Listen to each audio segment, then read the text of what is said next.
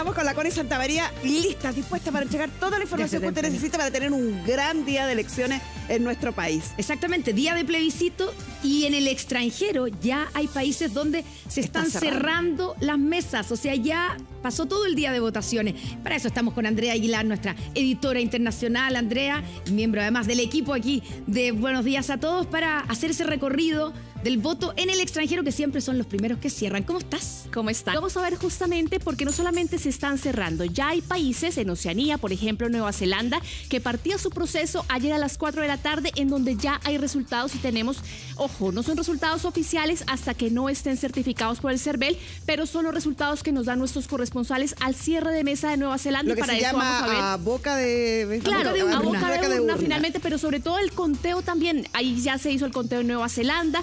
Recordemos además que eran cerca de 6, 7 mesas. Claro, son pocas mesas. Muy pocas mesas. Fácil el conteo.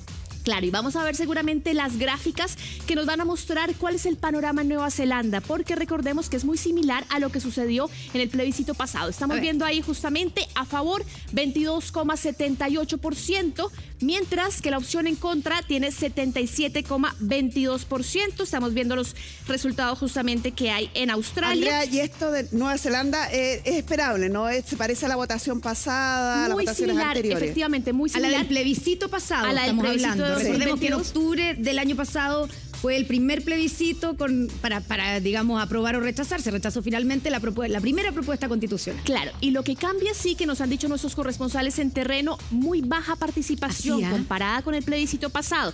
Estamos hablando de que este panorama de votación tiene 617 votos en contra y 182 a favor, 5 nulos y 2 blancos. O sea, 800 votos más o menos. Más o menos en Nueva Zelanda. Pero veamos también, chiquillas, qué está pasando en Australia. Porque Australia es otro de los países oceánicos en donde también empezaba el proceso ayer a las 6 de la tarde y ya tenemos la cantidad de las mesas más o menos constituidas. Estamos hablando de en contra 71,14% y a favor con el 28,86%. ¿Cuántas mesas son en Australia, Andrea? Son más, ¿o no? 20 mesas tenemos en Australia, falta todavía 2 mesas en Perth.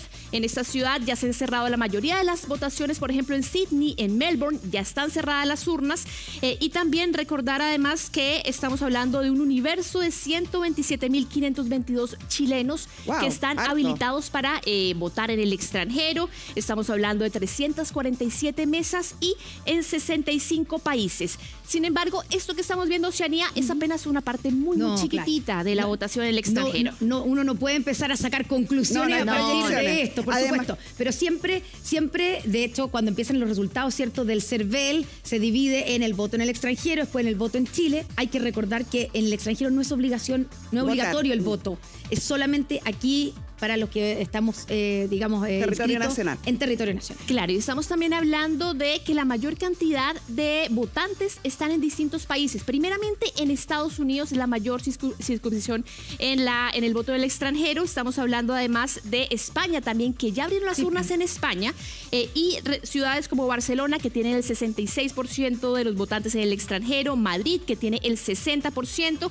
Después de esa, la circunscripción más grande es Buenos Aires, que tiene el 74%, Miami con un 63% y Londres también. Son los principales focos del voto en el extranjero, por lo cual lo que sucede obviamente en Nueva Zelanda, en Australia, son votaciones que, claro, nos marcan al principio unas primeras votaciones, porque pero por muy la lejos. Diferencia horaria principalmente son las primeras mesas. Estamos hablando de 16 horas de un proceso que partía ayer a las 4 de la tarde en Nueva Zelanda, a las 6 en Australia, y que nos da siempre los primeros resultados.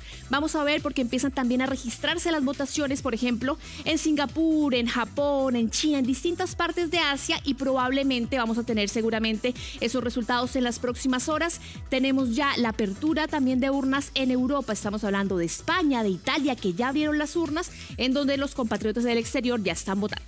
Y vamos a estar en contacto además con todos ellos, ¿cierto? Tenemos nuestro despliegue, no es solo nacional, también es internacional. Sí, tenemos corresponsales en Nueva Zelanda, en Australia, en España, en Italia, en Argentina, evidentemente. Andrea, en un ratito más, entonces, cuando ya tengamos más mesas y sepamos más información, volvemos a conversar contigo. Perfecto, un placer, buenos días. Gracias, Andrea. Oye, vamos a la calle.